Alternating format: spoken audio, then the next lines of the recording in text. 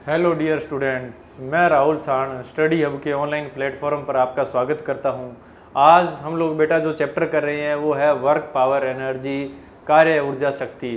कार्य ऊर्जा शक्ति के हम वो महत्वपूर्ण क्वेश्चंस करेंगे जो पिछली भर्ती में आए हुए हैं और आगे एग्जाम पॉइंट ऑफ व्यू से बहुत ही महत्वपूर्ण है। ये प्रत्येक क्वेश्चन पिछले किसी न किसी पेपर में, चाहे आप ये डीएमआरसी हो, चाहे टेक्निकल हेल्पर हो, चाहे इसरो हो, डीआरडीओ, किसी न किसी एग्जाम में आए हुए क्वेश्चंस हैं। तो सबसे पहले तो मैं इसमें आपको अधिक से अधिक न्यूमेरिकल करवाने की कोशिश करूंगा, ठीक है। तो आप लोग अपना नोटबुक और पेन लेके जरूर बैठिएगा और इन क्वेश्चंस को ध्यानपूर्वक कीजिएगा। कोई क्वेश्चन, सबसे पहले हमें ये मानसिकता बनानी है कि ये जो न्यूमेरिकल्स हैं, इन न्यूमेरिकल्स को हमारी जो सबसे ज़्यादा पकड़ है वो न्यूमेरिकल्स पे करनी है। उसी के हिसाब से देखते हुए मैं आपको ये क्वेश्चंस करवा रहा हूँ। तो हमारा जो पहला क्वेश्चन है वो इस प्रकार से है।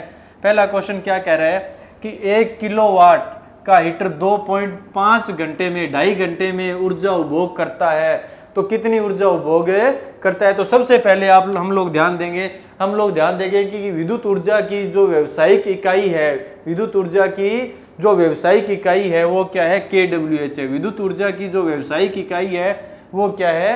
KWH है। दूसरी बात है कि जो विद्युत ऊर्जा है, एक KWH बराबर क्या होता है? 1 यूनिट होता है। हमारे घरों में जो बिल आता है ना यूनिट का, तो वो किसके बराबर होता है? 1 KWH के बराबर होता है।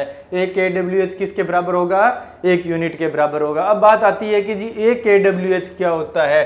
1 KWH क्या होता है? किलोवाट आवर क्या होता है? ये कहता है कि 1000 वाट का विद्युत उपकरण, 1000 वाट का कोई विद्युत उपकरण है मेरा, यदि मैं उसको लगातार 1 घंटे तक चलाता हूं, यदि मैं लगातार उसको 1 घंटे तक चलाता हूं, तो उसके द्वारा विद्युत की जो खपत है, उसके द्वारा विद्युत की जो खपत है वो कितनी होगी? 1 KWH होगी। कितनी होगी बेटा? 1 KWH होगी। तो सभी बच्चे मेरे साथ में बोलेंगे क्या है 1 KWH? यदि 1000 वाट का कोई भी मेरा विद्युत लैंप है, कोई भी मेरी इलेक्ट्रिकल अप्लायंस है, कोई भी मेरा विद्युत उपकरण है, यदि मैं उसको लगातार 1 घंटे तक चलाता हूं, यदि मैं लगातार उसको 1 घंटे तक चलाता हूं, तो उस विद्युत उपकरण के द्वारा जो ऊर्जा की खपत है वो कितनी होगी? 1 KWH होगी। कितनी होगी? 1 KWH होगी। और 1 KWH है वो किसके बराबर होगी? 1 यूनिट के बराबर होगी। तो विद्युत धारा की व्यावसायिक इकाई क्या है? यूनिट है। विद्युत धारा की व्यावसायिक इकाई क्या है? यूनिट है, या आप इसको क्या कह सकते हो? KWH कह सकते हो। अब ये कहता है कि जी विद्युत ऊर्जा का उपभोग करेगा, तो ऊर्जा का जो सूत्र है E बराबर क्या होता है? P गुणा में T। विद्युत ऊर्जा बराबर क्या होता है? ध्यान से देखोगे, विद्युत ऊर्जा बराबर क्या होगा? विद्युत शक्ति गुणा में समय। तो आप लोग देखोगे बेटा कि हमें जो P का मान दिया हुआ है, P का जो मान दिया हुआ है वो कितना दिया हुआ है? 1 किलोवाट। P का जो मान है न्यूमेरिकल में, सबसे पहले हम लोग क्या देखते हैं कि जी हमें क्या चीज गिवन है, हमें क्या चीज गिवन है। न्यूमेरिकल करने का एक बहुत ही अच्छा सा तरीका है। सबसे पहले आप लोग लिखोगे कि हमें क्या गिवन है। जो चीज आपको गिवन है उसको लिखते चलोगे, फिर आप ये देखोगे कि हमसे क्या पूछ रहा है। जो चीज हमें दी हुई है और जो चीज एग्जामिनर हमसे पूछ रहा है, उन दोनों के मध्य आपस में क्या संबंध है, उस संबंध के हिसाब से आप न्यूमेरिकल करोगे, आपका न्यूमेरिकल 1 सेकंड में हो जाएगा। तो देखो P का मान हमें दिया हुआ है, फिर किसका मान दे रहा है? T का मान दे रहा है। T का मान कितना है? 2.5 R है। कितना है? 2.5 घंटे। क्या पूछ रहे हैं? विद्युत ऊर्जा की खपत पूछ रहे हैं। E का मान पूछ रहे हैं। क्या पूछ रहा है बेटा? E का मान पूछ रहा है। तो आप देखोगे कि P, T और E में क्या संबंध है? तो हमें संबंध पता है, विद्युत ऊर्जा बराबर क्या होता है? विद्युत शक्ति गुणा में समय। विद्युत ऊर्जा बराबर क्या होता है? विद्युत ऊर्जा बराबर क्या होता है? विद्युत शक्ति गुणा में समय। तो आप लोग देखोगे P का मान हम लोगों को दिया हुआ है, कितना दिया हुआ है? 1 दिया हुआ है। कितना दिया हुआ है? 1 दिया हुआ है। T का मान कितना दिया हुआ है? 2.5 दिया हुआ है। कितना दिया हुआ है? 2.5। 2.5 को जब हम 1 से मल्टीप्लाई करेंगे, तो 2.5 को जब 1 से मल्टीप्लाई करेंगे तो E का मान कितना आएगा? E का मान आएगा 2.5 KWH। E का जो मान है वो कितना आया? 2.5 EWH।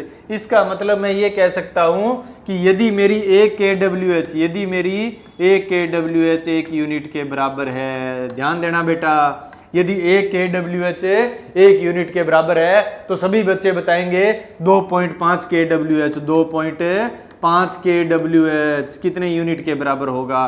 तो सभी एक सवर में बोलेंगे 2.5 यूनिट के। कितने के बराबर होगा? 2.5 यूनिट के बराबर होगा। तो कौन सा ऑप्शन है? सी ऑप्शन है। कौन सा ऑप्शन है बेटा? सी ऑप्शन है। ठीक है ना। तो विद्युत धारा की जो कमर्शियल इकाई है, जो व्यवसायिक इकाई है, वो क्या है? kWh है। नेक्स्ट क्वेश्चन हम लोग देखते हैं। नेक्स्ट क्वेश्चन क्या कहता है?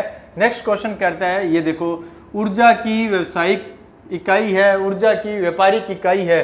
तो ऊर्जा की जो व्यापारिक इकाई है वो क्या है? किलोवाट आर है। क्या है? Kilowatt hour. किलोवाट को हम लोग शॉर्ट में लिखते हैं kWh। क्या लिखते हैं बेटा? kWh लिखते हैं। क्या लिखते हैं? kWh लिखते हैं। ठीक है ना। जूल है, जूल भी किसकी इकाई है? ऊर्जा की इकाई है। जूल भी किसकी इकाई है? ऊर्जा की। कैलोरी है, कैलोरी भी किसकी इकाई है? ऊर्जा की इकाई है। वाट है, वाट किसकी इकाई है? शक्ति की इकाई है। वाट किसकी इकाई है? शक्ति की इकाई है। आप लोग ध्यान दे लेना। ठीक है। नेक्स्ट क्वेश्चन हम लोग देखते हैं। नेक्स्ट क्वेश्चन क्या कह रहा है? कार्य क्या होता है? कार्य क्या होता है? तो देखो बेटा, किसी बॉडी पे, किसी ऑब्जेक्ट पे जब मैं उस पे बल लगाता हूं, तो बल लगाने पर वस्तु की स्थिति में जो परिवर्तन होगा, वस्तु जो अपना विस्थापन करेगी, उस लगने वाले बल का और वस्तु की स्थिति में परिवर्तन का जो गुणनफल है, उसको मैं क्या कहता हूं?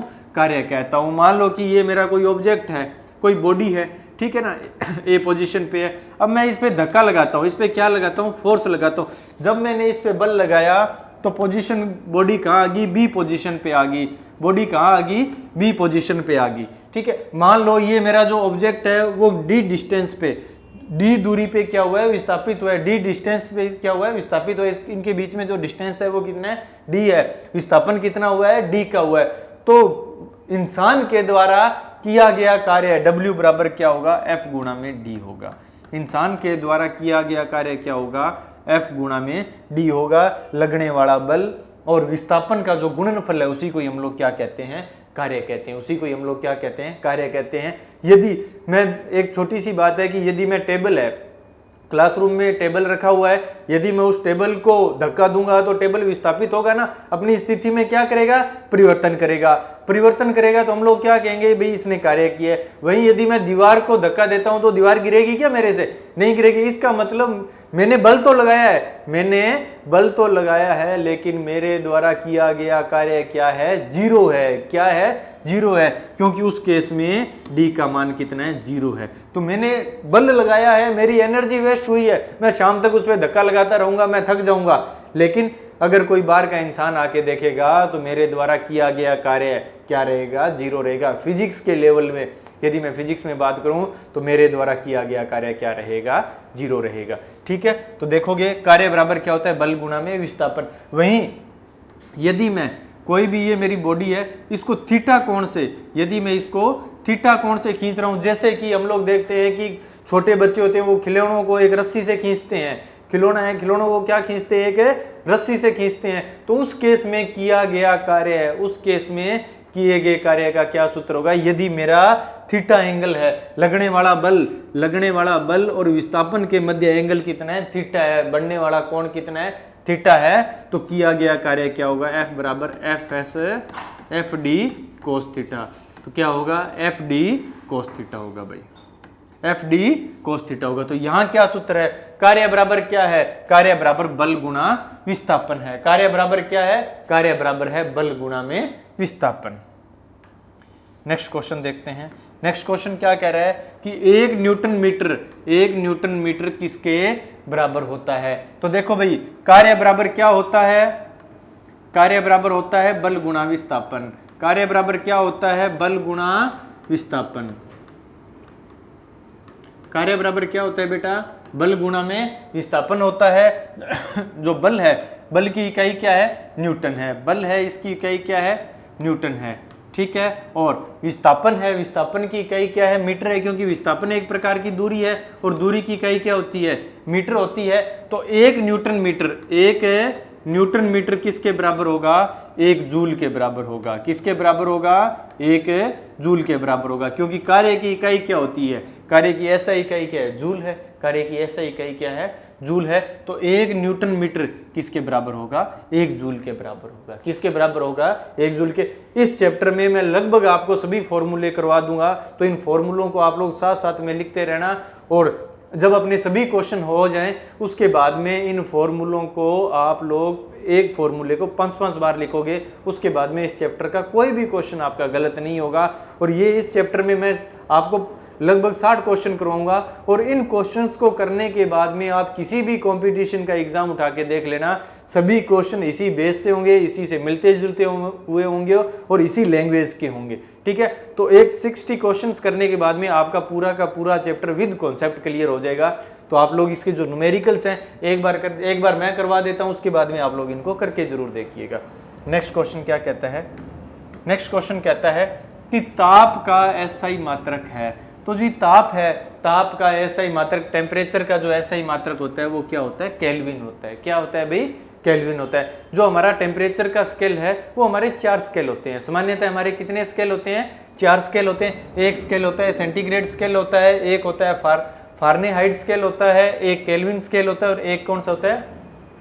रोमर स्केल होता है। क्या होता है बेटा, इनमें क्या फर्क है? जो हमारा सेंटीग्रेड स्केल है, सेंटीग्रेड स्केल के अंदर जो हिमांक बिंदु है, जो स्केल है, स्केल में क्या होगा? एक हिमांक बिंदु होगा, एक स्केल के अंदर क्या होगा? हिमांक बिंदु होगा और एक क्या होगा? भाप बिंदु होगा। मैं ये कह सकता हूं कि एक इसमें क्या होगा? बॉइलिंग पॉइंट होगा। एक उसमें जो भाप बिंदु होगा, ये जैसे स्केल है तो स्केल में क्या होगा? एक हिमांक बिंदु होगा, ठीक है, जिसको हम लोग जमाव बिंदु भी कहते हैं, और एक क्या होगा? भाप बिंदु होगा, जिसपे आपका कोई भी लिक्विड है वो कौन सी फॉर्म में कन्वर्ट हो जाता है? वेपर के रूप में परिवर्तित हो जाता है, वाष्प के रूप में परिवर्तित हो जाता है। तो एक बिंदु क्या होगा? भाप बिंदु होगा। तो अलग अलग वैज्ञानिक थे, उन्होंने अपने अलग अलग स्केल दिए।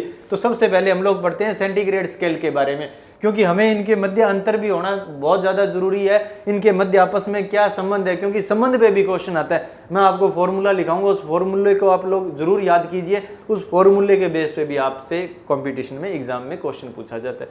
तो देखो, जो हमारा सेंटीग्रेड स्केल है, जो हमारा सेंटीग्रेड स्केल है, सेंटीग्रेड स्केल के अंदर जो हिमांक बिंदु है, हिमांक बिंदु है वो कितना होता है? वो 0 डिग्री होता है। कितना होता है बेटा? 0 डिग्री होता है। लेकिन जो भाप बिंदु है, लेकिन जो भाप बिंदु है वो कितना होगा? 100 डिग्री सेंटीग्रेड होगा। कितना होगा? 100 डिग्री सेंटीग्रेड होगा। ठीक है, और इसको मैं रिप्रेजेंट किससे करता हूं? सी से करता हूं। रिप्रेजेंट किससे करता हूं? सी से करता हूं। दूसरा जो स्केल है वो हमारा है फारेनहाइट स्केल। फारेनहाइट, फारेनहाइट में जो हिमांक बिंदु है, हिमांक बिंदु है वो कितना होगा? 32 डिग्री फारेनहाइट। कितना होगा? 32 डिग्री फारेनहाइट होगा। जैसे सेंटीग्रेड स्केल में कितना है? 0 डिग्री सेंटीग्रेड है, वहीं इसमें हिमांक बिंदु कितना होगा? 32 डिग्री फारेनहाइट होगा। और जो हमारा भाप बिंदु है, जो हमारा भाप बिंदु है, भाप बिंदु है वो कितना है? वो है 212 डिग्री फारेनहाइट। 212 degree Fahrenheit. जैसे कि हमारा जो सेंटीग्रेड स्केल है, इसमें भाप बिंदु कितना है? 100 डिग्री सेंटीग्रेड है। कितना है? 100 डिग्री सेंटीग्रेड। इसमें भाप बिंदु कितना है? बॉइलिंग पॉइंट कितना है? 212 डिग्री फारेनहाइट है। उसके बाद में यदि मैं बात करता हूं केल्विन स्केल की। केल्विन है, केल्विन का जो हिमांक बिंदु है, केल्विन का जो हिमांक बिंदु है वो होता है 273 डिग्री केल्विन। कितना होता है? 273 डिग्री केल्विन। और जो इसका भाप बिंदु है, केल्विन स्केल का जो भाप बिंदु है वो कितना होगा? 373 डिग्री केल्विन। कितना होगा बेटा? 373 डिग्री केल्विन। उसके बाद में आता है रोमर। जो मेरा रोमर स्केल है, रोमर स्केल में जो हिमांक बिंदु होगा, जो हिमांक बिंदु होगा वो कितना होगा? वो होगा 0 डिग्री रोमर। कितना होगा? 0 डिग्री रोमर होगा। और जो इसका भाप बिंदु होगा, जो इसका भाप बिंदु होगा वो कितना होगा? 80 डिग्री रोमर। कितना होगा? 80 डिग्री रोमर होगा। तो ध्यान से देखना, सेंटीग्रेड है, सेंटीग्रेड का हिमांक बिंदु कितना है? 0 डिग्री सेंटीग्रेड है। भाप बिंदु कितना है? 100 डिग्री। मतलब जो सेल्सियस हमारा जो स्केल है इसमें 100 बराबर खाने बंटे होंगे। कितने खाने बंटे होंगे? प्रत्येक भाग कितने का होगा? 1 डिग्री सेंटीग्रेड का होगा। कितने का होगा? 1 डिग्री सेंटीग्रेड का होगा। उसके बाद में मैं अब बात करता हूं फॉर्निहाइट की। तो फॉर्निहाइट में क्या होगा? जो निम्नतम बिंदु है, जो इसका जमाव बिंदु है, वो कितना होगा? 32 डिग्री। इसका जो स्केल है वो कहां से स्टार्ट होगा? 32 से स्टार्ट होगा। और जो भाप बिंदु है वो कितने पे जाएगा? 212 पे। बॉइलिंग पॉइंट है वो कितने पे जाएगा? 212 पे जाएगा। और ये जो स्केल है ये 180 बराबर भागों में, ये जो स्केल है ये 180 बराबर भागों में क्या होता है? बंटा होता है। ठीक है। उसके बाद में आता है केल्विन स्केल। कौन सा आता है? Kelvin scale. केल्विन स्केल के अंदर जो हिमांक बिंदु है, जो हिमांक बिंदु है वो कितना होगा? 273 डिग्री केल्विन होगा। कितना होगा बेटा? 273 डिग्री केल्विन होगा। लेकिन जो भाप बिंदु है वो कितना होगा? 373 डिग्री केल्विन होगा। उसके बाद में मैं बात करता हूं रोमर की। रोमर स्केल है, इसमें जो भाप बिंदु जो जमाव बिंदु होगा वो होगा 0 डिग्री रोमर होगा। और जो भाप बिंदु है वो कितना होगा? 80 डिग्री रोमर होगा। ये जो स्केल है ये 80 बराबर भागों में क्या होता है? आपस में बंटा होता है। अब बात आती है कि सर ठीक है, तो इनके मध्य आपस में संबंध क्या है और इनसे रिलेटेड हमें क्वेश्चन कैसा आता है? तो आप लोग देखोगे क्या संबंध पूछता है। ये संबंध है C-0 बट्टा में 100। C-0 बट्टा में 100। केल्विन जो हमारा सेंटीग्रेड है, सेंटीग्रेड में जो हिमांक बिंदु है वो कितना है? 0 है। कितने भागों में बंटा हुआ है? 100 में। दूसरा हमारा आता है फॉर्निहाइट। फॉर्निहाइट में को कैसे लिखोगे? F-32 बट्टा में 180। F-32 बट्टा में 180। तीसरा जो आता है वो ये आता है केल्विन K-273 बट्टा में 100। K-273 बट्टा में 100। क्योंकि ये कितने भागों में बंटा हुआ है स्केल? 100 बराबर भागों में बंटा हुआ है। कितने भागों में बंटा हुआ है? 100 बराबर भागों में बंटा हुआ है। चौथा जो आता है वो ये आता है R-0 बट्टा में 80। क्योंकि ये जो रोमर स्केल है ये कितने भागों में बंटा हुआ है? 80 बराबर भागों में बंटा हुआ है। कितने बराबर भागों में बंटा हुआ है? 80 बराबर भागों में बंटा हुआ है। अब इसको हम लोग सोल्व कर सकते हैं। इसको यदि मैं सारे को 20 से नीचे वाली क्वांटिटी को, इन चारों को यदि मैं 20 से भाग देता हूं तो क्या आएगा? C-0। थोड़ा सा कैलकुलेशन इजी हो जाएगी। बट्टा में 5। F-32 बट्टा में 9। K-273 बट्टा में 5। R-0 बट्टा में 4। अब क्या होता है? आपको दे देगा सेंटीग्रेड का मान दे देगा, इसको कहेगा जी फॉर्निहाइट में बदलो, या किसी क्वेश्चन में फॉर्निहाइट की वैल्यू दे देगा, कहेगा जी केल्विन में बदलो। किसी क्वेश्चन में आपको फॉर्निहाइट की वैल्यू दे देगा, कहेगा जी रोमर में बदलो। तो इनमें आपस में ये संबंध है। जिस चीज में आपको वैल्यू दी हुई है, जिस चीज की आपको वैल्यू दी हुई है और जिस चीज के बारे में आपसे पूछ रहा है वो दो फॉर्मूले लगा दो। मुझे ये कह रहा है कि जी सेंटीग्रेड है, सेंटीग्रेड को किस में बदलना है? रोमर में बदलना है। तो मैं कौन से फॉर्मूले लगा दूंगा? ये दो फॉर्मूले लगा दूंगा। इसके बेस से आगे न्यूमेरिकल है, अपने न्यूमेरिकल भी करेंगे। ठीक है, आप लोग इस फॉर्मूले को ध्यानपूर्वक अपनी नोटबुक में कम से कम 10 बार लिख के देखो। 50 वोल्ट सप्लाई दे रहे हैं तो प्रतिरोध की पावर ज्ञात करो। क्या ज्ञात करनी है? ये जो प्रतिरोध दिया, उपकरण दिया, उसकी क्या ज्ञात करनी है? पावर ज्ञात करनी है। तो देखो हम लोगों को क्या दिया हुआ है? आर दिया हुआ है। आर का मान कितना है? 1000 ओम है। कितना है बेटा? 1000 ओम है। V है वोल्टेज हम लोगों को दी हुई है। कितनी दी हुई है? 250 वोल्ट। कितनी दी हुई है? 250 वोल्ट। पूछ हमसे क्या रहा है? शक्ति पूछ रहे हैं, P पूछ रहे हैं। क्या पूछ रहे हैं? P पूछ रहे हैं। अब देखो हमें शक्ति के 3 फॉर्मूले हम लोगों ने किए हुए हैं। शक्ति के कितने फॉर्मूले किए हुए हैं? 3 फॉर्मूले। इन फॉर्मूलों को आप लोग रट लेना, पावर का कोई भी क्वेश्चन आपसे गलत है नहीं होगा। तो पहला फॉर्मूला है P बराबर क्या होगा? VI होगा। P बराबर क्या होगा? VI होगा, पहला फॉर्मूला। दूसरा फॉर्मूला क्या कहता है? P बराबर V स्क्वायर बटा में R। P बराबर क्या होगा? V स्क्वायर बटा में R। तीसरा फॉर्मूला क्या होगा? P बराबर I स्क्वायर गुणा में R। P बराबर I स्क्वायर गुणा में R। अब इन तीनों फॉर्मूलों से, ये आपके पास में 3 फॉर्मूले हैं, ये हमारे पास में 3 फॉर्मूले हैं, 3 में से किसी भी फॉर्मूले को उठाओगे उसमें 2 की वैल्यू देगा, तीसरे की निकालनी। जैसे कि मैं इस क्वेश्चन की बात करता हूं तो इस क्वेश्चन में कौन सा फॉर्मूला लगेगा, ये 2 नंबर फॉर्मूला लगे, क्योंकि हमें किसका मान दिया हुआ है, v का मान दिया हुआ है, और किसका मान दिया हुआ है, r का मान दिया हुआ है, और किसका मान पूछ रहा है, p का मान पूछ रहा है। किसका मान पूछ रहा है, p का मान पूछ रहा है। तो हम लोग फॉर्मूला लगाते हैं। तो देखो भाई, लिखोगे p बराबर v स्क्वायर बटा में r। P बराबर क्या होगा, v स्क्वायर बटा में r होगा। सभी विद्यार्थी मेरे साथ में इनकी वैल्यू बोलेंगे। बताओ भाई v का मान कितना है, बताओ भाई v का मान कितना है, 250। कितना है, 250। 250 का क्या कर दूंगा मैं, स्क्वायर कर दूंगा। r का जो मान है कितना है, बताओ भाई सभी, r का मान कितना है, 1000 है। कितना ओम है, 1000 ओम है।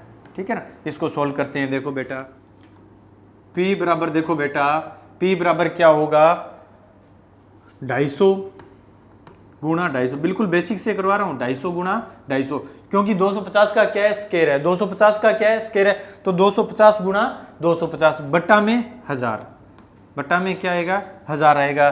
कट करेंगे जी, एक जीरो से क्या गई, एक जीरो गई, इस जीरो से क्या गई, इस जीरो गई। 25 को 25 से जब मल्टीप्लाई करेंगे, 25 को जब 25 से मल्टीप्लाई करेंगे, या 25 का स्क्वायर कितना होता है, 625 होता है। कितना होता है बेटा, 625 बटा में क्या आ गया, 10 आ गया। तो यहाँ नीचे जीरो है, एक डिजिट के बाद में, यहाँ से एक डिजिट के बाद में क्या आ जाएगा, पॉइंट आ जाएगा। तो ये क्या आएगा, इसका उत्तर 62.5 वाट। क्या आ जाएगा, 62.5 वाट आ जाएगा। तो देखोगे कि कौन सा ऑप्शन है, बताओ भाई कौन सा ऑप्शन है, बी ऑप्शन है। ठीक है, बहुत इजी न्यूमेरिकल्स है। इसमें हमें फॉर्मूले याद रखने हैं। भाई पी का मान दिया हुआ है, पी बराबर क्या होगा, वी आई होगा, पी बराबर आई स्क्वायर आर होगा, या पी बराबर वी स्क्वायर आर होगा। अब इसमें जिसके मान दिए हुए हैं, हमारे पास में 3 फिजिकल क्वांटिटी है, 3 भौतिक राशियां हैं, 3 में से 2 के मान हमें देगा, थर्ड का मान हमसे पूछेगा। तो 2 के मान यदि हम गिवन होगा तो थर्ड जो हमसे पूछ रहा है उसका मान हम लोग निकाल लेंगे। नेक्स्ट क्वेश्चन हम लोग बात करते हैं। नेक्स्ट क्वेश्चन क्या कह रहा है, ये कह रहा है जी 100 वाट के 2 लैंपों को समानांतर में जोड़ने पर कुल पावर होगी। ये कह रहा है कि 100 वाट के 2 लैंप है, उनको मैं आपस में कौन से क्रम में जोड़ देता हूं, समानांतर क्रम में जोड़ देता हूं। कौन से क्रम में जोड़ देता हूं, समानांतर क्रम में जोड़ देता हूं। तो उनकी कुल शक्ति कितनी होगी। तो देखो समानांतर क्रम में जैसे कि ये मेरा बल्ब है, समानांतर क्रम में बल्ब की शक्ति का जो सूत्र होगा बहुत ही ईजी है, बहुत ही ईजी है।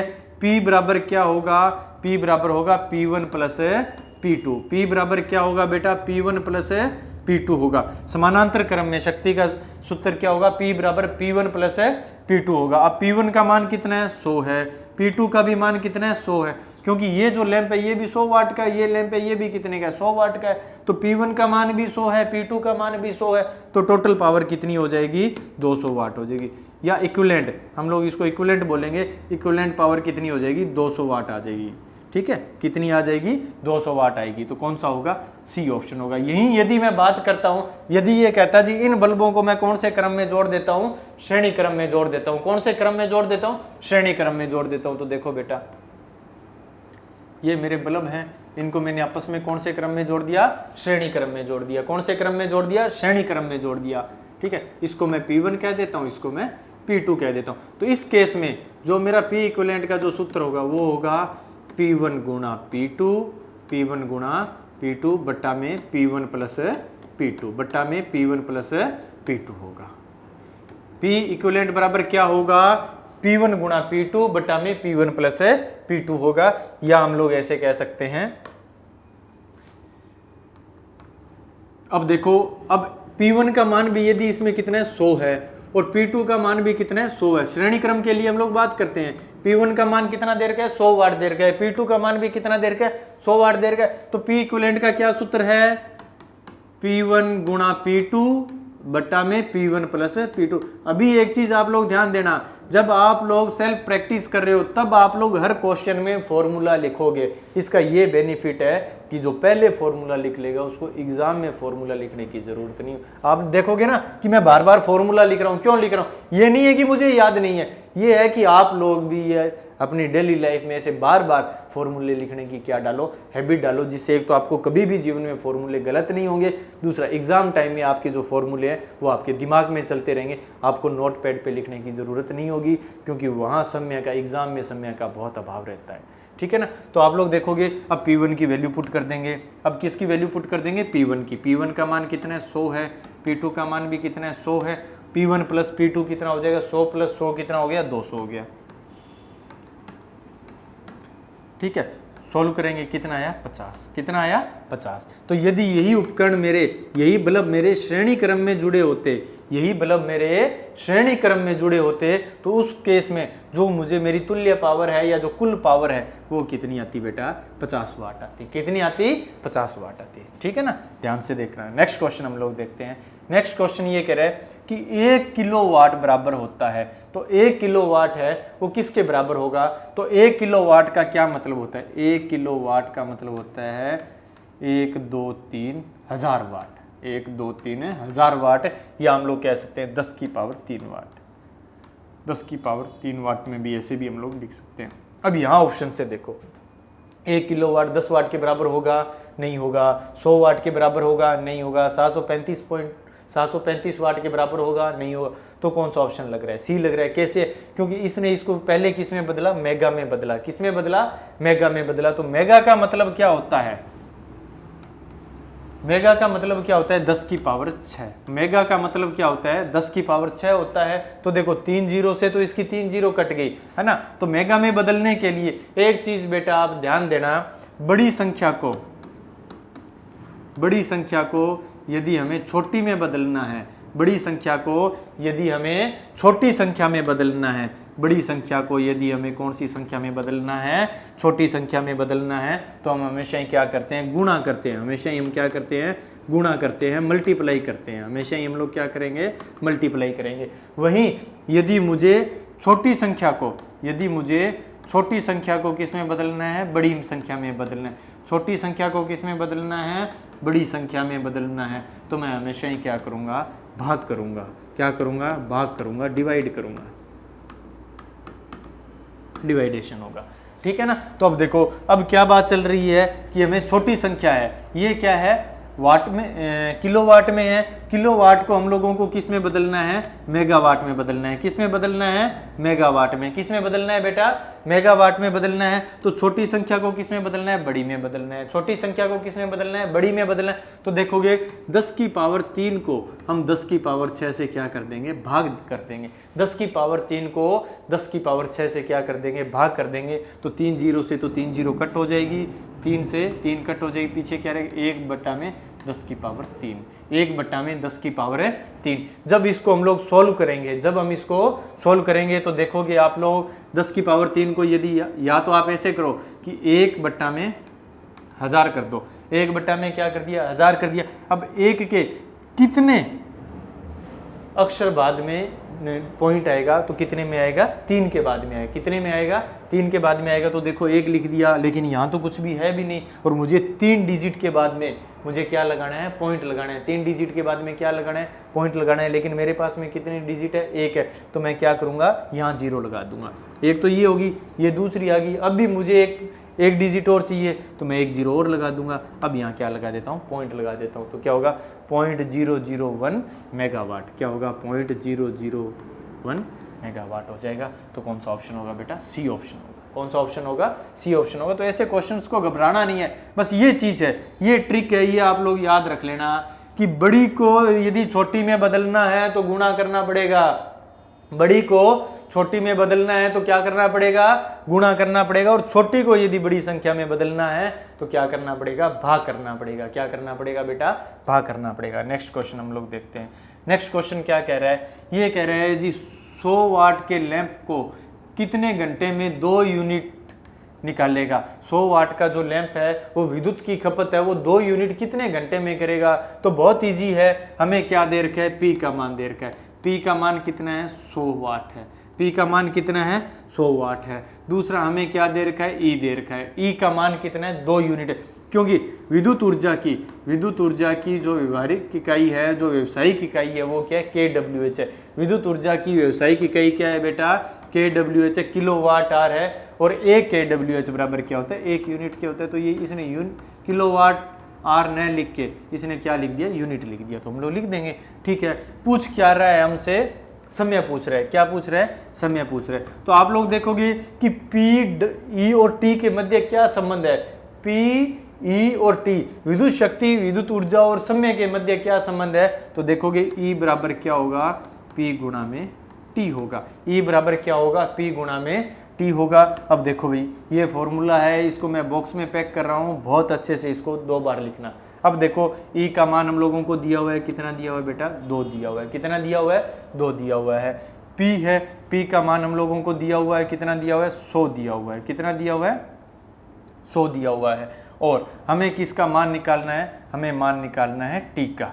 हमें किसका मान निकालना है? हमें मान निकालना है टी का। अब आप लोग देखोगे, ये देखो, ये राशि किस में है? वाट में है। ये राशि किस में है? किलोवाट में है। ये राशि किस में है? किलोवाट में है। ये राशि किस में है? वाट में है। तो हम लोग देखोगे, इसको किलोवाट को किस में बदलेंगे? वाट में बदलेंगे। तो आप लोग देखोगे ये कितना हो जाएगा? 2000 वाट हो जाएगा। 2000 वाट बराबर क्या होगा? 100 गुणा में टी। 2000 वाट बराबर क्या होगा? 100 गुणा में टी हो जाएगा। अब यहाँ से टी की मुझे वैल्यू निकालनी है, तो क्या होगा? 2000 बटा में 100, 2000 बटा में 100। तो टी का मान जो आ जाएगा वो कितना आ जाएगा? 20 घंटे आ जाएगा। तो टी है, टी का मान कितना आ जाएगा? 20 घंटे आ जाएगा भाई। ठीक है, कौन सा ऑप्शन होगा इसमें? बी ऑप्शन होगा। कौन सा ऑप्शन होगा? बी ऑप्शन होगा।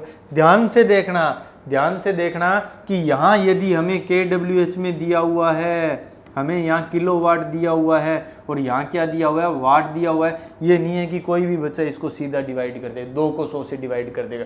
यदि वो 2 को 100 से डिवाइड करेगा तो उसका न्यूमेरिकल क्या हो जाएगा? गलत हो जाएगा। एक बात ध्यान देना कि यदि हमारी जो शादियाँ होती है वो सेम कास्ट में ही होती है, वो इसी वजह से होती है ना, कि सेम कास्ट में कर रहे हैं, यहाँ वाट है या किलोवाट है। जो बच्चा सेम कास्ट में शादी करता है, अरेंज मैरिज करता है, उसकी इसी वजह से शादियाँ क्या चलती है, उसकी जो लाइफ है वो अच्छी चलती है।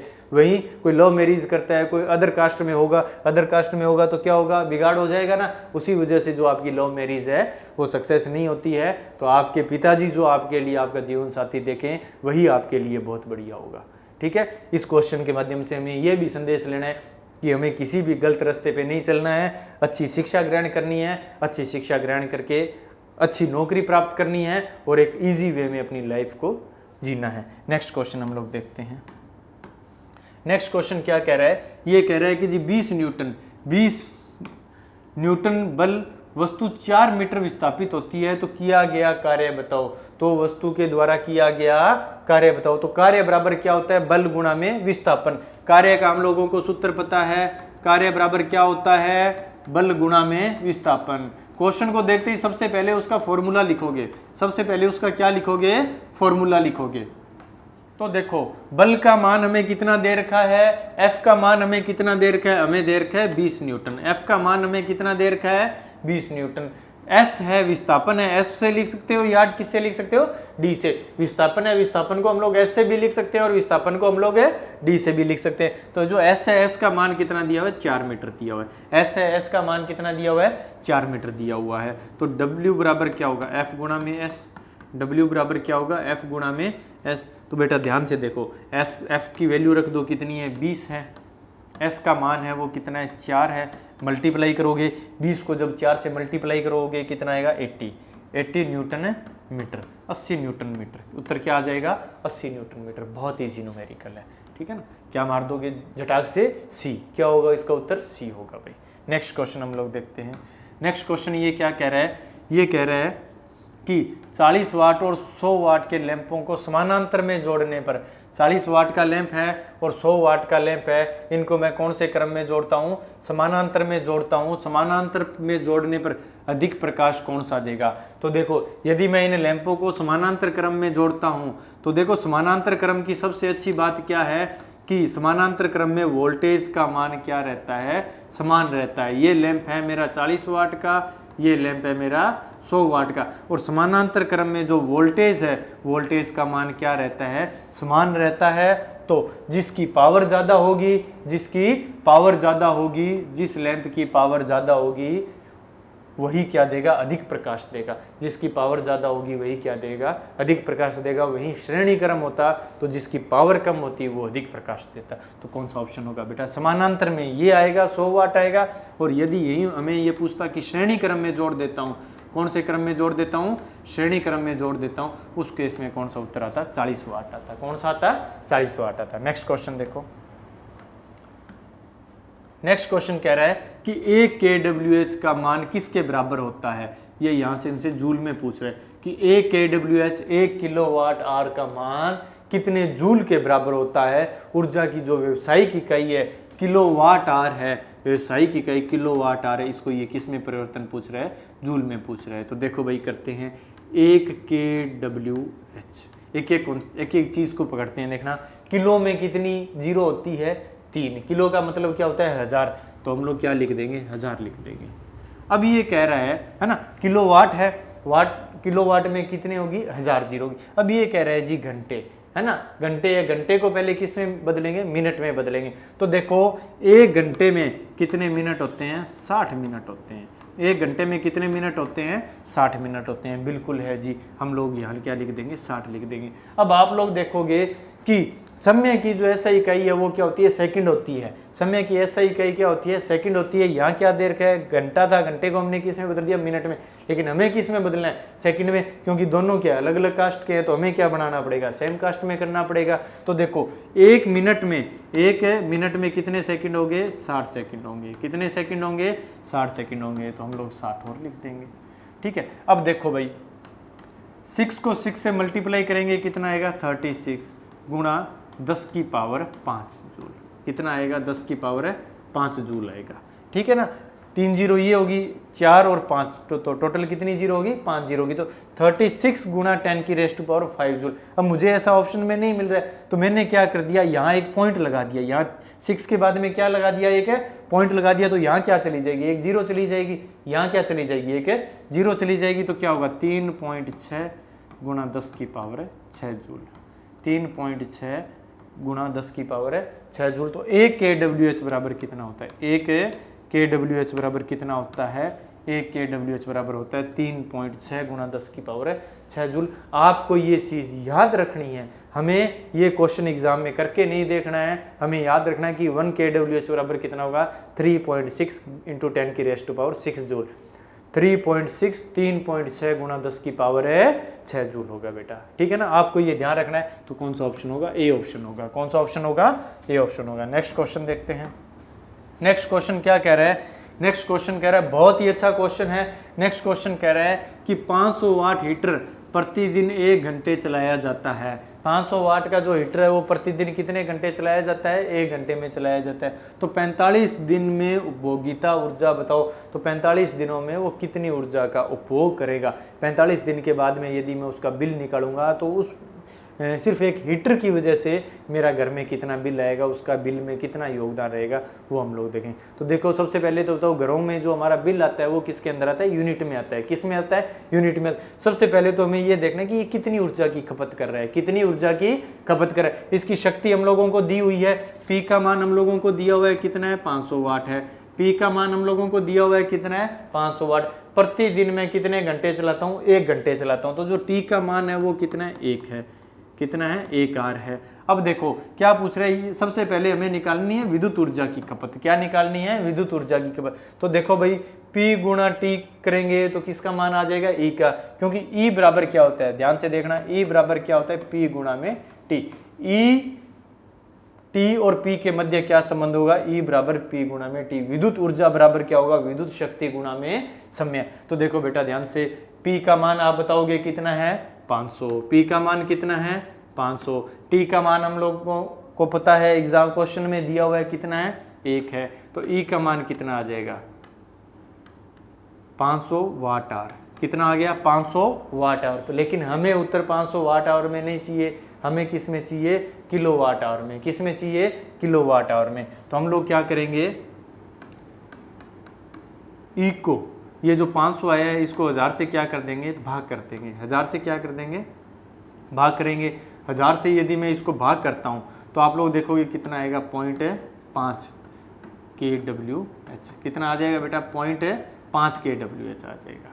ठीक है ना, हाफ, या तो आप सीधा हाफ kWh लिख दोगे या क्या लिख देंगे, 0.5 kWh। अब ये कह रहा है कि एक दिन में, अब यहाँ से क्वेश्चन अपना रूप परिवर्तित कर रहा है, ये कह रहा है जी एक दिन में यदि ये 0.5 kWh की खपत करता है, एक दिन में जो विद्युत ऊर्जा की खपत है, जो विद्युत ऊर्जा की खपत है वो कितनी कर रहा है 0.5 kWh, तो 45 दिनों में कितनी करेगा, एक दिन में कितनी कर रहा है, ध्यान से देखना बेटा, एक दिन में कितनी कर रहा है 0.5 kWh, या क्या कह सकते हैं 0.5 यूनिट। तो ये बताओ 45 दिन में कितनी करेगा, 45 दिन में, तो देखो भैया 45 गुणा में 0.5, जब 45 को 0.5 से आप लोग मल्टीप्लाई करोगे, 45 को जब 0.5 से हम लोग मल्टीप्लाई करेंगे तो कितना आएगा 22.5 kWh, कितना आएगा 22.5 kWh आएगा भाई। तो आपका उत्तर इसमें से कौन सा है, ई का, ठीक है, जो खपत आएगी वो कितनी आएगी 22.5 kWh। यहाँ बेटा आपको ये 45 दिन कह रहा है, 45 दिन ना कह के ये 30 दिन भी कह सकता था या एक माह भी कह सकता था, तो एक माह के क्वेश्चन को भी हम लोग कैसे करेंगे, ऐसे ही करेंगे। यहाँ यदि मैं विद्युत उपकरण एक ना दे के 2-3 दे देता तो क्या करते, प्रत्येक का निकालते, फिर आपस में क्या कर देते, जोड़ देते, फिर क्या कर देते, जोड़ देते, ठीक है ना। नेक्स्ट क्वेश्चन हम लोग देखते हैं। नेक्स्ट क्वेश्चन ये क्या कह रहा है कि जूल निम्नलिखित में से किसकी इकाई है। तो देखोगे बेटा जूल है, जूल किसकी इकाई है, ऊर्जा की इकाई है या किसकी इकाई है, जूल किसकी इकाई है, या तो ऊर्जा की इकाई है या किसकी इकाई है, कार्य की। जूल या तो किसकी इकाई है, ऊर्जा की है, या किसकी इकाई है, कार्य की है, ठीक है ना। तो देखते हैं कि फिर दाब की इकाई क्या होती है। दाब क्या होता है, एकांक क्षेत्रफल पर, एकांक क्षेत्रफल पर लगने वाले बल को, एकांक क्षेत्रफल पर लगने वाले बल को हम लोग क्या कहते हैं, दाब कहते हैं। कोई एकांक क्षेत्रफल है, इस एकांक क्षेत्रफल पर लगने वाले बल को हम लोग क्या कहते हैं, दाब कहते हैं। एकांक क्षेत्रफल पर, एकांक क्षेत्रफल पर लगने वाले बल को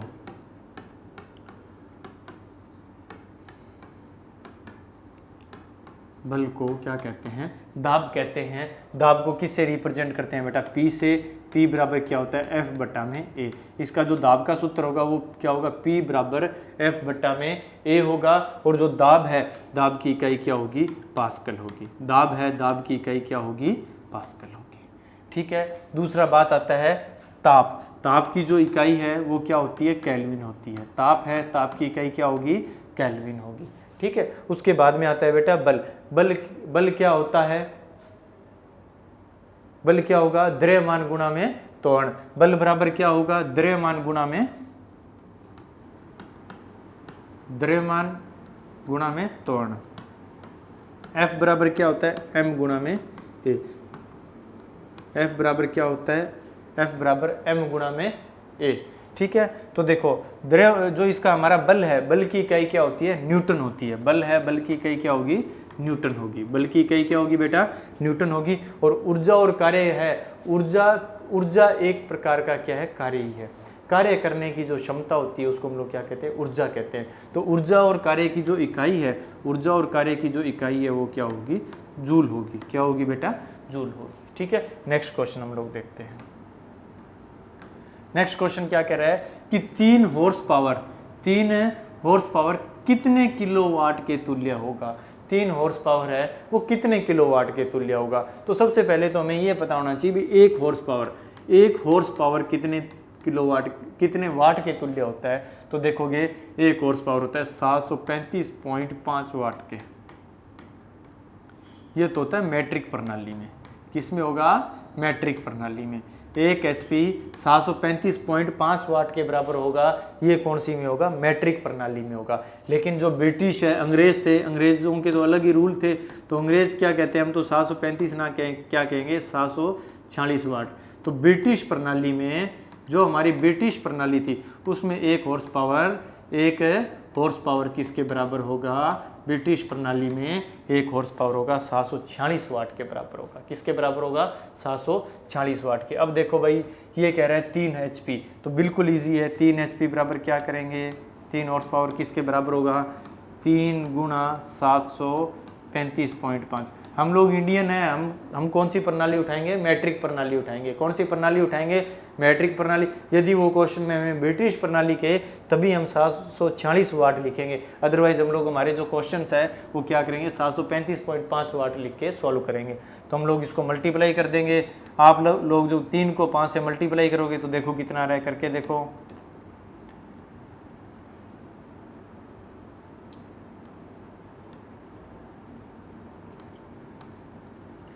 ठीक है, ये कितना आ रहा है? 22।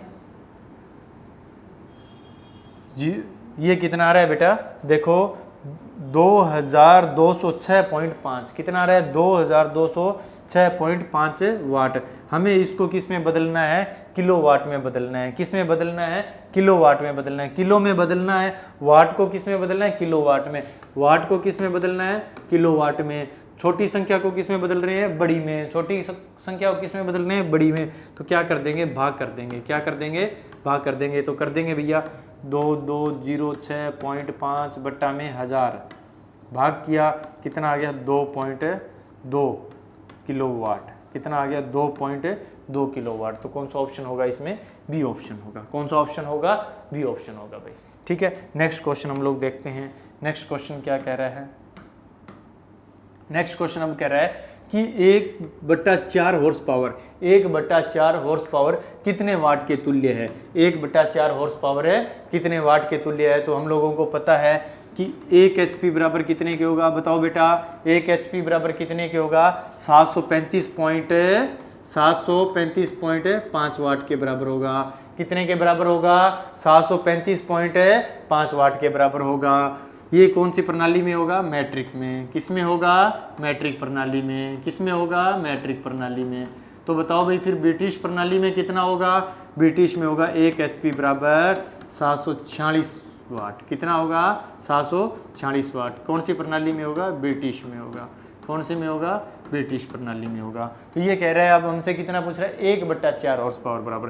तो 1/4 HP बराबर कितनी वाट होगी? तो देखो 1/4 गुणा 735.5। जब मैं 1/4 735.5 को जब मैं 4 से डिवाइड करूंगा तो लगभग उत्तर कितना आएगा मेरा? 184 वाट आएगा। कितना आएगा बेटा? 184 वाट आएगा। आप लोग इसको करके देख सकते हैं। ठीक है, नेक्स्ट क्वेश्चन देखो। नेक्स्ट क्वेश्चन क्या कह रहा है? ये कह रहा है, बहुत ही इंपॉर्टेंट क्वेश्चन। ये कह रहा है कि जी 125 वाट है, कोई पावर दी हुई है, उपकरण है, उसकी पावर कितनी है? 125 वाट है, और प्रतिरोध कितना है? 5 ओम मीटर है। तो आवश्यक वोल्टेज बताओ। तो आवश्यक है वोल्टेज बतानी है। तो देखो P का मान दिया हुआ है, कितना दिया हुआ है? 125। कितना दिया हुआ है? 125 वाट। R का मान हम लोगों को दिया हुआ है, R का मान कितना दिया हुआ है? 5 ओम दिया हुआ है। R का मान है वो कितना दिया हुआ है? 5 ओम दिया हुआ है। किसका मान हमसे पूछ रहा है? V का मान हमसे पूछ रहा है। किसका मान हमसे पूछ रहा है? V का मान हमसे पूछ रहा है। तो देखो भाई P बराबर कौन सा फॉर्मूला लगेगा? फिर P बराबर V² बटा में R। क्योंकि यदि हमें बात करें P, R और V की, तो हम लोग कौन सा संबंध उठाएंगे? P बराबर V² बटा में R। अब देखो बेटा P की वैल्यू पुट कर देंगे। P की वैल्यू कितनी है? 125। कितनी है? 125 नोट कर दिया। V की वैल्यू कितनी है? हम लोगों को निकालनी है। V की वैल्यू हम लोगों को निकालनी है। R का जो मान है वो कितना है? 5 है। R का मान है वो कितना है? 5 है। तो V² बराबर कितना हो जाएगा? 125 गुणा में 5। V² बराबर कितना हो जाएगा? 125 गुणा में 5। 125 को जब 5 से मल्टीप्लाई करेंगे कितना आएगा? 625। कितना आएगा बेटा? 625। इकाई क्या आ जाएगी? वोल्ट आ जाएगी। क्या आ जाएगा? 625 वोल्ट। अब ये जो वैल्यू है 625, ये किसकी आई है? V² की आई है। किसकी आई है? V² की आई है। हमें किसकी वैल्यू निकालनी है? V की वैल्यू निकालनी। तो दोनों तरफ क्या कर देंगे? अंडर रूट कर देंगे। क्या कर देंगे? अंडर रूट कर देंगे। 625 का जो अंडर रूट होता है वो कितना होता है? 25 होता है। कितना होता है? 25 है। तो उत्तर क्या आ जाएगा? 25 वोल्ट आ जाएगा। उत्तर क्या आ जाएगा? 25 वोल्ट आ जाएगा। कौन सा ऑप्शन है? बी ऑप्शन है। ध्यान से देखना, P का मान दिया हुआ है, R का मान हम लोगों को गिवन है, V का मान निकालना है। फॉर्मूले में वैल्यू पुट करेंगे, P बराबर V² बटा R। बिल्कुल कुछ भी मुश्किल नहीं है, वैल्यू पुट करते जाना, मैथमेटिकल कैलकुलेशन करते जाना, न्यूमेरिकल हो जाएगा। ठीक है, और 2-3 बार अगर आप याद कर लोगे तो 2-3 बार यदि इन क्वेश्चंस को करके देखोगे तो एग्जाम में यही डिजिट आएगी। ठीक है, तो आपको करने की जरूरत नहीं, आपको सीधा उत्तर याद होगा। ठीक है, नेक्स्ट क्वेश्चन हम लोग देखते हैं। नेक्स्ट क्वेश्चन क्या कह रहा है, ये कह रहा है कि निम्न में से कौन सा लैंप सबसे अधिक धारा देगा, कौन सा जो लैंप है वो सबसे अधिक धारा लेगा। तो आप लोग देखोगे कि हमें क्या दिया हुआ है, हमें दी हुई है पावर, हमें क्या दी हुई है पावर, और हमें क्या दी हुई है वोल्टेज दी हुई है, क्या दी हुई है शक्ति। एक तो हमें क्या दी हुई है बेटा शक्ति दी हुई है, दूसरी हमें क्या दी हुई है वोल्टेज दी हुई है। तो देखोगे कि शक्ति और वोल्टेज और प्रतिरोध का आपस में क्या संबंध है। तो देखो P बराबर क्या होगा V स्क्वायर बटा में R, P बराबर क्या होगा V स्क्वायर बटा में R। अब एक चीज देखो, वोल्टेज चारों की क्या है कॉमन है, वोल्टेज चारों की क्या है कॉमन है। इसका मतलब जिसकी पावर ज्यादा होगी, जिसकी पावर है ज्यादा होगी उसका प्रतिरोध क्या होगा कम होगा, जिसकी पावर ज्यादा हुई उसका प्रतिरोध क्या होगा कम होगा, उसका प्रतिरोध यदि कम हुआ तो उसकी धारा क्या होगी ज़्यादा होगी, उसकी धारा क्या होगी ज़्यादा होगी। तो मैं ये कह सकता हूँ कि जिसकी पावर ज़्यादा हुई उसी की क्या होगी धारा ज़्यादा होगी। तो कौन सा ऑप्शन होगा डी ऑप्शन होगा, कौन सा ऑप्शन होगा डी ऑप्शन होगा। ध्यान से देख लेना, P बराबर क्या होगा V स्क्वायर बटा में R। तो P और R एक दूसरे के क्या है विलोमानुपाती है, P और R एक दूसरे के क्या है विलोमानुपाती है। तो देखोगे यदि P ज्यादा हुआ तो R क्या होगा कम होगा, क्योंकि दोनों आपस में विलोमानुपाती संबंध रखते हैं, और I का मान क्या होगा ज्यादा होगा। या हम ये भी कह सकते हैं P समानुपाती क्या होता है, P बराबर क्या होता है I स्क्वायर R, P बराबर क्या होता है I स्क्वायर R है। तो यदि I का मान ज्यादा है तो P का मान भी क्या होगा ज्यादा होगा। नेक्स्ट क्वेश्चन देखते हैं। नेक्स्ट क्वेश्चन कह रहा है कि निम्न में से किस लैंप का उच्च प्रतिरोध होगा। तो निम्न में से किस लैंप का उच्च प्रतिरोध होगा। तो ध्यान से देखना, P बराबर क्या होता है V स्क्वायर बटा में R, P बराबर क्या होता है V स्क्वायर बटा में R। हम लोगों को क्या दिया हुआ है बेटा V का मान दिया हुआ है, किसका मान दिया हुआ है V का मान दिया हुआ, और क्या दिया हुआ है P दिया हुआ। तो हम लोग कौन सा संबंध लगाएंगे P बराबर V स्क्वायर बटा में R, P बराबर क्या होगा V स्क्वायर बटा में R। अब देखो यदि P का मान ज्यादा हुआ तो R का मान क्या होगा कम होगा, ठीक है, और यदि जिसका P का मान कम हुआ उसमें R का मान क्या होगा ज्यादा होगा। तो आप लोग देख लो, आप लोग देखोगे कि P का मान सबसे कम किस में है 25 वाट में। तो 25 वाट का जो लैंप है उसका प्रतिरोध इनमें से क्या होगा सबसे अधिक होगा। कौन सा ऑप्शन होगा ए ऑप्शन होगा, कौन सा ऑप्शन होगा ए ऑप्शन होगा बेटा। नेक्स्ट क्वेश्चन देखते हैं। नेक्स्ट क्वेश्चन क्या कह रहा है, ये कह रहा है 100 वाट और 200 वोल्ट के लैंप को 250 वोल्ट पर प्रयुक्त करने पर ली गई शक्ति। ये कह रहा है कि जी 100 वाट है और 200 वोल्ट पे ये क्या करे लैंप कार्य करा। तो कोई मेरा लैंप था वो कितने वाट का है 100 वाट का है, ठीक है, उसकी शक्ति 100 वाट की है और उसको सप्लाई वोल्टेज में कितनी दे रहा हूँ 200 वोल्ट दे रहा हूँ। अब ये कह रहा है कि मेरा मन किया मैंने इसको सप्लाई वोल्टेज कितनी दे दी 250, कितनी वोल्ट दे दी 250 दे दी। उस समय ये कितनी शक्ति पे काम करेगा। तो देखो प्रतिरोध जो मेरा लैंप है जिस धातु का बना हुआ उसका प्रतिरोध क्या रहता है फिक्स रहता है, तो हम प्रतिरोध निकाल लेते हैं। तो यहाँ से देखोगे हमें P का मान दे रखा है, P का मान कितना है 100 है, 100 वाट है। V का मान कितना देर का है 200 वोल्ट देर का है, कितना देर का है 200 वोल्ट देर का है। तो P बराबर क्या होगा बेटा V स्क्वायर बटा में R होगा, P बराबर क्या होगा V स्क्वायर बटा में R होगा। तो देखो P का मान दिया हुआ है कितना है 100, V का मान हम लोगों को दिया हुआ है कितना है 200, 200 गुणा 200 का स्क्वायर हो जाएगा, 200 का क्या होगा स्क्वायर होगा, तो 200 गुणा 200 बटा में R। सोल्व किया, R का मान कितना आ गया 400 ओम आ गया कितना आ गया 400 ओम आ गया। एक ये डिजिट बड़ी आ जाए तो घबराने की जरूरत नहीं है, बिल्कुल भी घबराने की जरूरत नहीं है। हम ये कह सकते हैं, अब ये देखते हैं कि अब हम इसको सप्लाई वोल्टेज कितनी देते हैं 200 की जगह 250 वोल्ट दे दी, कितनी दे दी 200 की जगह 250 वोल्ट, बिल्कुल सही बात है। प्रतिरोध का मान क्या रहेगा सेम रहेगा, वही फॉर्मूला दोबारा लगाएंगे P बराबर V स्क्वायर बटा में R। लो जी V स्क्वायर का मान रखो 250 गुणा 250 बटा में क्या रखेंगे 400 रखेंगे, ठीक है। 25 को 25 से मल्टीप्लाई किया कितना पे गया 625 पे, 625 को हम लोग किससे डिवाइड करेंगे, 4 से डिवाइड करेंगे।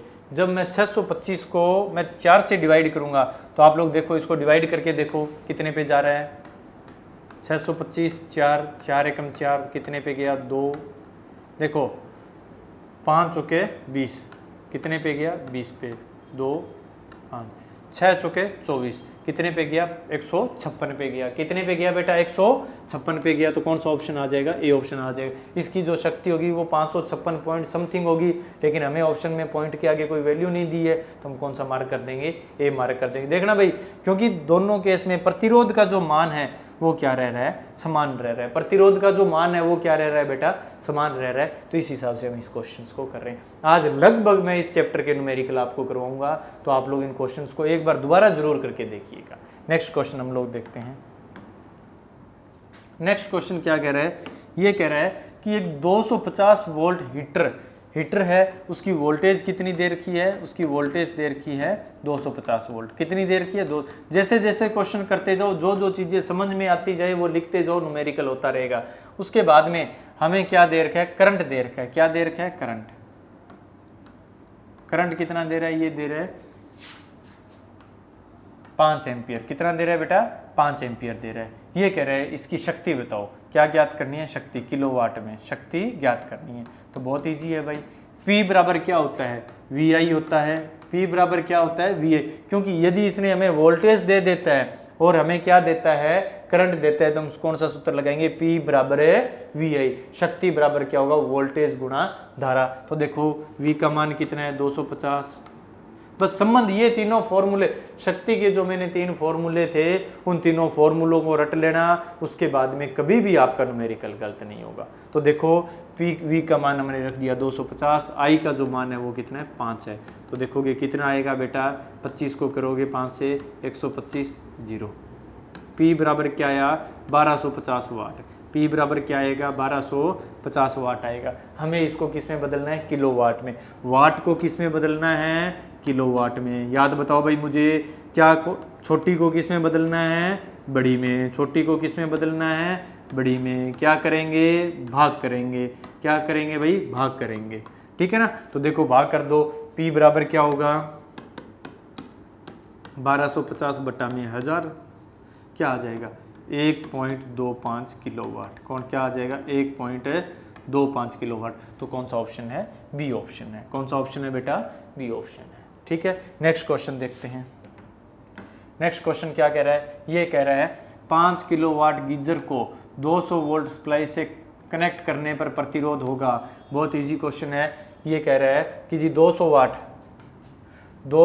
ये कह रहा है कि यदि 5 किलोवाट का गीजर है और उसको मैं 200 वोल्ट सप्लाई से कनेक्ट करता हूं तो उसका प्रतिरोध कितना होगा। तो देखो किसका मान दे रखा है, P का मान कितना दे रखा है 5 किलोवाट। 5 किलोवाट को हम लोग किस में बदल लेंगे, वाट में बदल लेंगे। किस में बदल लेंगे, वाट में बदल लेंगे। उससे न्यूमेरिकल करने में हमें क्या रहेगी, आसानी रहेगी। तो कितना हो जाएगा 5000 वाट। कितना हो जाएगा 5000 वाट। अब देखो भाई 1 किलोवाट को हम लोग किस में बदल रहे हैं, 1 किलोवाट को हम लोग किस में बदल रहे हैं, वाट में बदल रहे हैं। बड़ी संख्या को किस में बदल रहे हैं, छोटी में। बड़ी संख्या को किस में बदल रहे हैं, छोटी में। तो क्या किया हमने, गुणा किया। क्या किया, गुणा। ठीक है। अब V का मान हम लोगों को दे रखा है कितना है 200। कितना है 200 वोल्ट है। V का मान कितना है 200 वोल्ट है। P बराबर क्या होगा बेटा, P बराबर सूत्र बोलोगे, सभी आंख बंद के सूत्र बताएंगे। P बराबर क्या होगा, यदि मुझे P दिया हो, V दिया हो और R का मान पूछ रहा हो, किसका मान पूछ रहा हो, R का मान पूछ रहा हो, तो मैं कौन सा सूत्र लगाऊंगा, P बराबर V स्क्वायर बटा में R। P बराबर क्या होगा, V स्क्वायर बटा में R होगा। P का मान कितना है 5000। P का मान कितना है 5000 है। V का मान कितना है 200। 200 की क्या कर देंगे, स्क्वायर कर देंगे। बटा में क्या आया बेटा, R आया। बटा में क्या आया, R आया। देखो यार नहीं आया है, R आया है। ठीक है ना, कोई कह दे यार आया। तो 200 गुणा 200 बटा में R, 200 गुणा 200 बटा में R आ जाएगा। कट कर दो भैया, ये लो जी। ठीक है, जब हम लोग 20 को 5 से डिवाइड करेंगे कितने पे जाएगा, 4 पे। 4 को जब 2 से मल्टीप्लाई करेंगे कितने पे आएगा, 8 पे, तो R का मान कितना आ गया, 8 ओम आ गया। R का मान कितना आ गया, 8 ओम आ गया। कौन सा ऑप्शन होगा, बी ऑप्शन होगा। कौन सा ऑप्शन होगा, बी ऑप्शन होगा। हमें ये ध्यान देना है कि हमें दिया क्या हुआ, हमें P का मान दिया हुआ है, V का मान दिया हुआ, R का मान दिया। मेरे को 3 सूत्र आते हैं, कौन कौन से दोबारा बता देता हूँ। P बराबर VI, जिंदगी में बस यही 3 सूत्र याद कर लेना। P बराबर है VI, फिर होगा P बराबर I स्क्वायर गुणा R। P बराबर क्या होगा, I स्क्वायर गुणा R। तीसरा फॉर्मूला कौन सा होगा, P बराबर, जिसको घोट के पीना है, P बराबर V स्क्वायर बटा में R होगा। P बराबर V स्क्वायर बटा में क्या होगा, R होगा। नेक्स्ट क्वेश्चन देखते हैं। नेक्स्ट क्वेश्चन कह रहा है कि 15 मीटर लंबे, बहुत ही प्यारा क्वेश्चन है भाई। 15 मीटर लंबे तांबे के तार का प्रतिरोध कितना है, 180 ओम है। कितना है, 180 ओम। दूसरे 20 मीटर लंबे तार का प्रतिरोध है, ज्ञात करो। बहुत इजी क्वेश्चन है। ये कह रहा है कि 15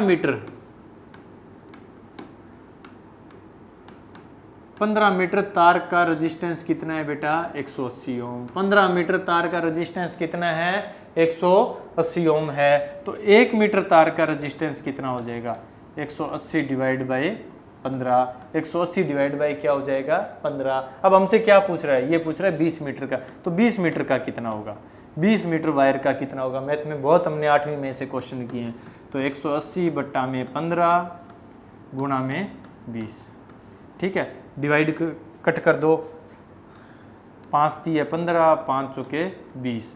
अब ये 3 पे जा रहा है, कितने पे जा रहा है, 6 60 पे जा रहा है। कितने पे जा रहा है, 60 पे जा रहा है। 60 को जब मैं 4 से मल्टीप्लाई करूंगा, 60 को जब मैं 4 से मल्टीप्लाई करूंगा तो 6 चौके कितना होता है, 24 होता है। क्या हो जाएगा, 240 ओम। कितना आ गया, 240। सारे बच्चे 100 स्वर में बताएंगे कि कितना आया, सॉरी 240। स्वर आपने निकाला नहीं इसलिए मैंने गलत मार्क कर दिया। तो कितना आया, 240 ओम। नेक्स्ट क्वेश्चन देखो। नेक्स्ट क्वेश्चन क्या कह रहा है, अरे भाई ये आपकी वजह से, आप लोग ध्यान से नहीं पढ़ रहे हो इसलिए एक पे ही 2 क्वेश्चन आगे। नेक्स्ट क्वेश्चन देखते हैं। ये कह रहा है निम्न में से ऊष्मा का सबसे अच्छा चालक कौन सा है। तो ऊष्मा का सबसे ज़्यादा कंडक्टिविटी किसकी होती है बेटा, सबसे ज़्यादा कंडक्टिविटी होती है सिल्वर की, चांदी की। सबसे ज़्यादा कंडक्टिविटी किसकी होती है, सिल्वर की। तो कौन सा ऑप्शन आएगा, ए ऑप्शन आएगा। कौन सा ऑप्शन आएगा, ए ऑप्शन आएगा भाई, ठीक है ना। सबसे ज़्यादा ऊष्मा का अच्छा चालक कौन सा है, चांदी है। उसके बाद में बात आता है नेक्स्ट क्वेश्चन में, निम्न में से ऊष्मा स्थानांतरण की विधियां हैं। तो ऊष्मा स्थानांतरण की कौन कौन सी चालन है। चालन के द्वारा भी इलेक्ट्रॉन आपस में गति करते हैं और ऊष्मा का क्या करते हैं, स्थानांतरण करते हैं। संवहन है, संवहन भी ऊष्मा स्थानांतरण। द्रव है, द्रव में जो ऊष्मा का स्थानांतरण होता है वो कैसे होता है, संवहन के द्वारा। और विकिरण है, विकिरणों के द्वारा भी। वायुमंडल है, वायुमंडल में सूर्य की किरणों से बहुत सी चीजें क्या होती है, गर्म होती है। आप लोग अभी देखो धूप में यदि आप कोई चीज रखोगे तो 10 मिनट बाद में वो गर्म हो जाएगी। तो वो कैसे हुई, सूर्य से जो किरणें आ रही है, तो विकिरण के द्वारा भी हम लोग क्या करते हैं, गर्म करते हैं। तो कौन सा ऑप्शन होगा, डी ऑप्शन होगा। कौन सा ऑप्शन होगा, डी ऑप्शन होगा भाई। नेक्स्ट क्वेश्चन देखो। नेक्स्ट क्वेश्चन क्या कह रहा है, ये कह रहा है कि 100 वाट का एक बल्ब है। बल्ब मतलब लोटिया, बल्ब मतलब है लोटिया। 100 वाट का एक लोटिया है जिसको मैं 8 घंटे रोज चलाता हूँ। कितने घंटे चलाता हूँ, 8 घंटे रोज जलाया जाता है। 30 दिन में 50 पैसे। अरे भाई ये कौन सी सरकार आ गई जो इतना कम बिल लेती है, काश हमारी भी गवर्नमेंट ऐसी होती। तो ये कह रहा है 50 पैसे यूनिट की दर से बिजली की राशि है। तो कौन सी बिजली की राशि है, देखो भाई सबसे पहले हम लोग इसमें ये निकालेंगे कि ये जो 100 वाट का मेरा बल्ब है ये कितनी ऊर्जा की खपत करेगा। सबसे पहले मुझे इसमें क्या देखना है, ये 100 वाट का जो मेरा लैंप है ये मेरी, यदि मैं 8 घंटे इसको जलाऊंगा तो ये विद्युत की खपत कितनी करेगा। तो इसके लिए देखो हमें क्या दिया हुआ है, पी दिया हुआ है। पी का मान कितना है, 100 है। कितना है, 100 है। टी का मान कितना है, 8 है। टी का मान कितना है, 8 है। क्या पूछ रहे हैं, विद्युत ऊर्जा की खपत। ई का मान पूछ रहा है। किसका मान पूछ रहा है, ई का। तो सभी बच्चे सारे ई एक साथ बताएंगे। कौन सा सूत्र लगाएंगे, ई बराबर, यहां से देखो, ई बराबर पी गुणा में टी। ई बराबर क्या होगा, पी गुणा में टी होगा। पी का मान कितना है, 100 है। टी का मान कितना है, 8 है। तो ई का मान कितना आ जाएगा, 800 वाट आर। कितना आ गया भैया, 800 वाट आर। ठीक है, कितना आ गया, 800 वाट आवर। अब देखो भाई यहाँ हमें किस में बदलना है, इसको किलोवाट में बदलना है, क्योंकि हमें गुरुजी ने अभी बताया था कि घर में जो बिल आता है वो किस में आता है, यूनिट में आता है। और यूनिट किसके बराबर होता है, 1 kWh बराबर क्या होता है, 1 यूनिट होता है। 1 kWh बराबर क्या होता है, 1 यूनिट होता है। ये किसने बताया, गुरुजी ने बताया। अब देखो वाट आवर को किस में बदलना है, किलोवाट में। वाट आवर को किस में बदलना है, किलोवाट में। छोटी को किस में बदलना है, बड़ी में। छोटी को किस में बदलना है, बड़ी में। क्या करेंगे, गुणा करेंगे, है ना। क्या करेंगे, गुणा करेंगे। तो देखो 800 को जब हम लोग 1000 से भाग देंगे, किलो का मतलब 1000 होगा। 800 को जब हम लोग 1000 से भाग देंगे तो क्या आएगा, 0.8 kWh। कितना आया, 0.8 kWh, या हम लोग क्या कह सकते हैं, 0.8 यूनिट। अब ये कह रहा है कि एक दिन की विद्युत की खपत कितनी है, 0.8 यूनिट है एक दिन की। देखो भैया एक दिन की खपत कितनी है, 0.8 यूनिट है। तो 30 दिन की कितनी हो जाएगी, 30 दिन की कितनी हो जाएगी, मल्टीप्लाई करेंगे 30 दिन के लिए, 30 गुणा 0.8 कितना हो गया, 2.4। क्यों रे, 2.4 थोड़ी ना होगा, कितना होगा, 24 यूनिट होगा। कितना होगा, 24 यूनिट। हाँ कितना हुआ, 24 यूनिट। तो ये देखो 30 दिन की विद्युत खपत कितनी हुई, 24 यूनिट हुई। ये कह रहा है पर यूनिट जो खर्चा है वो कितना है, वो है 50 पैसे। कितना है, 50 रुपये, 0.50 पैसे, ठीक है ना, 0.50 रुपये है। तो आप देखो कि ये कह रहा है जी 1 यूनिट 0.50 की है, 1 यूनिट 0.50 रुपये की है, या ये मैं कह सकता हूँ 50 पैसे की है। तो ये बताओ 24 यूनिट का खपत, 24 यूनिट कितने की होगी, मल्टीप्लाई कर देंगे। 24 को करेंगे, 24 को जब 0.50 से मल्टीप्लाई करेंगे, 24 को जब 0.50 से मल्टीप्लाई करेंगे तो क्या आ जाएगा बेटा, 12 आ जाएगा। क्या आ जाएगा, 12 रुपये। देखो कितना सस्ता है, क्या आ जाएगा, 12 रुपये आ जाएगा। कौन सा ऑप्शन है, बी ऑप्शन है। कौन सा ऑप्शन है, बी ऑप्शन है। नेक्स्ट क्वेश्चन देखते हैं। नेक्स्ट क्वेश्चन क्या कह रहा है, ये कह रहा है भी 60 किलो, अरे भाई 60 किलो का एक आदमी 20 मीटर ऊंचे टावर पर चढ़ता है। 60 किलो का एक आदमी है, ये 20 मीटर ऊंचा बहुत ही लंबा टावर है, इस पे चढ़ जाता है टक टक करके। ये देखो ये चढ़ रहा है भाई, ठीक है। इसकी जो हाइट है टावर की, ग्राउंड से जो इसकी हाइट है वो कितनी है, 20 मीटर है। कितनी है बेटा, 20 मीटर है, ठीक है। तो उसके द्वारा किया गया कार्य बताओ। तो कार्य का सूत्र हमें पता है, कार्य बराबर क्या होता है, बल गुणा में विस्थापन। कार्य बराबर क्या होता है, बल गुणा में विस्थापन। अब आप कहोगे गुरुजी हमें तो बल नहीं दिया हुआ, हमें तो सिर्फ क्या दिया हुआ है, द्रव्यमान दिया हुआ है। हमें क्या दिया हुआ है, द्रव्यमान दिया हुआ है। तो द्रव्यमान दिया हुआ है तो हम लोग यहाँ से क्या निकाल लेंगे, बल निकाल लेंगे। बल कैसे निकालेंगे, बल का क्या सूत्र होता है, F बराबर एम ए। F बराबर एम ए। बल बराबर क्या होगा, द्रव्यमान गुणा में त्वरण। बल बराबर क्या होगा, द्रव्यमान गुणा में त्वरण होगा। तो बल द्रव्यमान का मान कितना है, 60 है। जी जो मेरा गुरुत्वीय त्वरण है उसका मान कितना होता है, जी का मान कितना होता है, ध्यान से देखना, 9.8 मीटर प्रति सेकंड स्क्वायर। 9.8 मीटर प्रति सेकंड स्क्वायर होता है जी का जो मान है, गुरुत्वीय त्वरण का जो मान है, ठीक है। लेकिन मैं यहाँ 9.8 ना लेके कितना लूंगा, 10 लूंगा। न्यूमेरिकल करोगे 10 लेके करना इजी हो जाएगा। ये लो भाई, लगने वाला जो बल है वो कितना हो गया, वो हो गया 600 न्यूटन। कितना हो गया, 600 न्यूटन। अब देखो W में फॉर्मूले में हम लोग वैल्यू पुट कर देंगे, W बराबर F गुणा S। कार्य बराबर बल गुणा में विस्थापन। क्योंकि जब ये व्यक्ति ऊपर चढ़ रहा था तो पृथ्वी इस पे नीचे की तरफ क्या लगा रही थी, आकर्षण का बल लगा रही थी। इसलिए मैंने यहाँ क्या निकाला है, बल निकाला है। पृथ्वी का जो त्वरण है वो त्वरण कितना होता है, 10 मीटर प्रति सेकंड स्क्वायर होता है। 9.8 होता है, लेकिन हम लोग न्यूमेरिकल में इसको 10 लेके करेंगे। तो देखो W का मान हम लोगों को निकालना है, F का वैल्यू कितना है, 600 है, और S का मान कितना दिया हुआ है, 20 दिया हुआ है। तो ये कितना आ जाएगा, 12,000 जूल आ जाएगा। कितना आ जाएगा बेटा, 12,000 जूल। इसको बदलना किस में है, किलो जूल में बदलना है। किस में बदलना है? किलो जूल में। तो छोटी को किस में बदलना है? बड़ी में बदलना है। छोटी को किस में बदलना है? बड़ी में बदलना है। क्या करेंगे? क्या करेंगे भाई? छोटी को यदि हमें बड़ी में बदलना हो तो भाग करेंगे। क्या करेंगे? भाग करेंगे। ठीक है, तो देखोगे यहां लिख देते हैं W बराबर 12,000 बटा में 1000। W बराबर क्या आ जाएगा? 12 किलो जूल। कितना आ जाएगा? 12 किलो जूल आ जाएगा। कौन सा ऑप्शन होगा? ए ऑप्शन होगा। कौन सा ऑप्शन होगा बेटा? ए ऑप्शन होगा। नेक्स्ट क्वेश्चन देखते हैं। नेक्स्ट क्वेश्चन देखते हैं। ये कहता है किसी मशीन की BHP, किसी मशीन की BHP कितनी है? 100 है। ब्रेक हॉर्स पावर, BHP क्या होती है? नेक्स्ट क्वेश्चन हमारा क्या कहता है? ये कहता है कि किसी मशीन की BHP ब्रेक हॉर्स पावर। सबसे पहले हम लोग पढ़ते हैं कि जी ब्रेक हॉर्स पावर क्या होता है। सबसे पहले हम लोग क्या पढ़ेंगे?